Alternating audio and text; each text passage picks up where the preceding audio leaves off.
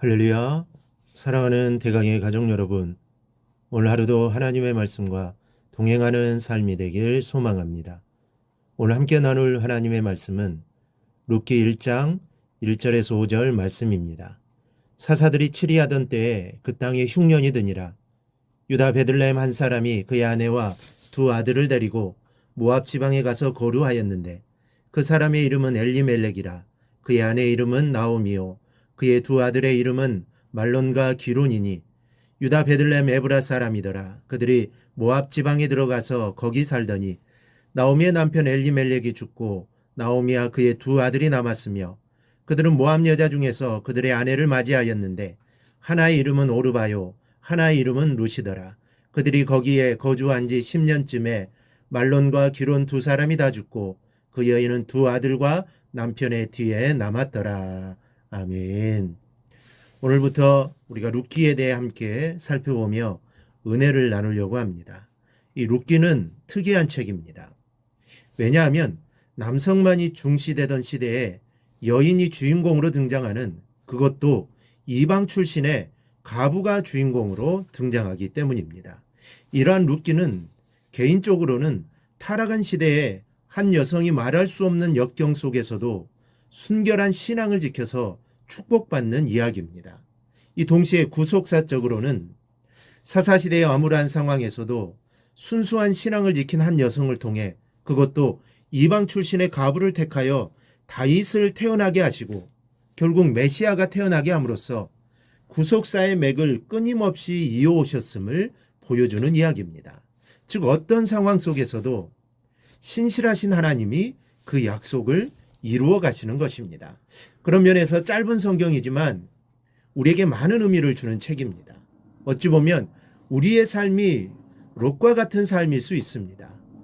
하지만 우리가 순수한 신앙만 지킨다면 하나님께서 반드시 길을 열어 주실 것입니다. 이러한 확신을 우리에게 심어주는 책이 바로 이 룻기서입니다. 우리 모두는 내일에 대한 계획을 갖고 살아갑니다. 아무 생각 없이 하루하루를 살지는 않습니다. 계획들이 다 있습니다. 하지만 실질적으로 내일 무슨 일이 일어날지에 대해 아는 사람은 아무도 없습니다. 잠언 27장 1절에 너는 내일 일을 자랑하지 말라. 하루 동안에 무슨 일이 일어날지 내가 알 수 없음이니라 하였습니다. 하루아침에 인생이 어떻게 바뀌어질지는 모른다는 말씀이고, 그러기에 내일 일을 자랑하지 말고 겸허하게 살라는 말씀입니다. 본문에는 가련하고 운명이 기구한 한 여인을 다루고 있습니다. 나옴이라는 그녀는 남편 엘리멜렉과 두 아들을 데리고 베들레헴에서 행복하게 살고 있었습니다.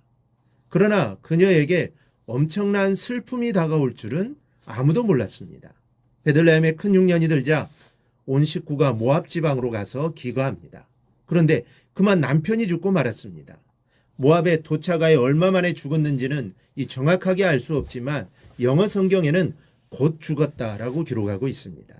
이 얼마나 날벼락 같은 일입니까? 기근을 피하여 모압 땅에서 가서 잘 살아보려고 했는데 얼마 되지 않아 남편을 잃었으니 모든 희망이 사라져버렸습니다. 이제 나오미에게 남은 희망은 오직 두 아들뿐입니다. 그래서 나오미는 모압 여자를 선택하여 두 아들을 결혼시켰습니다. 그러나 나오미에게는 하늘이 무너지는 비극을 또 겪게 됩니다. 그곳에 거주한 지 10년쯤에 두 아들을 모두 잃고 말았습니다. 이런 비극과 참혹한 운명이 또 어디에 있겠습니까? 어느 누구도 나오미에게 이런 비극이 닥쳐오리라는 것을 알지 못했습니다. 나오미의 인생을 보면서 여러분은 무엇을 느끼십니까? 내일 일을 도무지 알지 못하는 것이 인간이요, 이런 재난이 올 때 전혀 방어책이 없는 것이 인간입니다. 그래서 성경은 내일 일을 자랑하지 말라고 말씀하시는 겁니다. 자기의 능력과 재물과 명예와 건강과 그 모든 것이 믿을 것이 못 된다는 말씀입니다.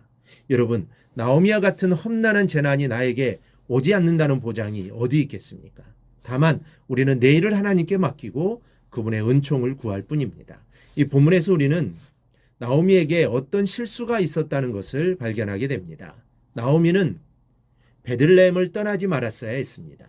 그 이유는 베들레헴은 하나님이 주신 약속의 땅입니다. 이런 베들레헴이었건만 흉년이 들자 나오미는 하나님의 땅을 버리고 풍족한 이방 땅 모압으로 이주하였던 것입니다. 여러분, 무작정 옮긴다고 다 해결되는 것은 아닙니다. 때로는 내가 감당해야 할 고난이 있는 것이요, 내가 지지 않으면 안 될 아픔의 십자가가 있는 것입니다. 흉년이 왔다고, 고난이 왔다고 약속의 땅을 뒤로하고 무작정 떠나서는 안 된다는 말씀입니다. 모든 사람은 자기가 원하는 대로 어디든지 갈 수 있지만 하나님의 백성에게는 결코 떠나서는 안 될 자리가 있습니다. 그것은 바로 하나님의 품입니다. 하나님의 백성이 하나님의 품을 떠나게 된다면 그는 더 이상 하나님의 보호와 인도하심을 받지 못하게 되므로 이 세상 그 누구보다도 불행한 삶을 살아갈 수밖에 없는 것입니다. 이는 마치 물고기가 물을 떠나게 되면 괴로움 가운데 죽어갈 수밖에 없는 것과 같은 이치입니다. 물고기가 물에서 살아야만 하는 것처럼 하나님의 백성은 오직 하나님의 품에 안에 거해야만 하는 것입니다. 주님은 이러한 사실을 탕자의 비유를 통하여 잘 설명해 주셨습니다. 즉, 아버지의 집에 있을 때에는 누구보다도 자유롭고 풍요로운 삶을 살 수 있었던 탕자가 아버지의 품을 떠나서는 세상 그 누구보다도 초라하고 비참한 삶을 살 수밖에 없었던 것처럼 하나님의 백성은 하나님의 품 안에 있을 때에만 자유롭고 풍성한 삶을 살아갈 수 있는 것입니다. 그러므로 우리는 어떤 이유에서든지 하나님을 떠나서는 안 되겠습니다. 하나님의 품은 우리가 떠나서는 안 될 자리입니다. 우리가 하나님의 품을 떠나는 순간 불행은 시작됩니다. 그런즉 우리는 오직 하나님의 품에 거하며 그가 주시는 참된 사랑과 은혜 가운데 살아가는 자들이 되십시다. 바로 그것이 우리가 선택할 수 있는 가장 최선의 삶인 것입니다. 우리의 삶을 돌아봅시다. 그래도 우리는 남편과 두 아들을 잃어버린 나오미보다는 훨씬 좋은 환경에서 살고 있지 않습니까? 이 시간 이것을 감사하십시다. 남보다 더 많이 가졌으니 감사하는 것이 아니라 이런 불행 속에서 하나님이 지켜주시고 보호하시며 오늘도 주님의 은혜 속에 거하게 하심을 감사해야 합니다. 어려운 재난 속에 계실지라도 이것을 회피하는 것만이 최선책이 아니라는 것을 기억하십시오. 때론 이 시험을 당당히 맞서 감수하고 기도로 믿음으로 극복해 나가야 할 때가 있는 것입니다. 이런 지혜로 험난한 인생을 믿음으로 승리하는 여러분이 되기를 주님의 이름으로 축원합니다. 오늘 묵상한 말씀을 굳게 잡고 삶으로 실천하며 살아내는 대강의 모든 성도들이 되기를 축복합니다.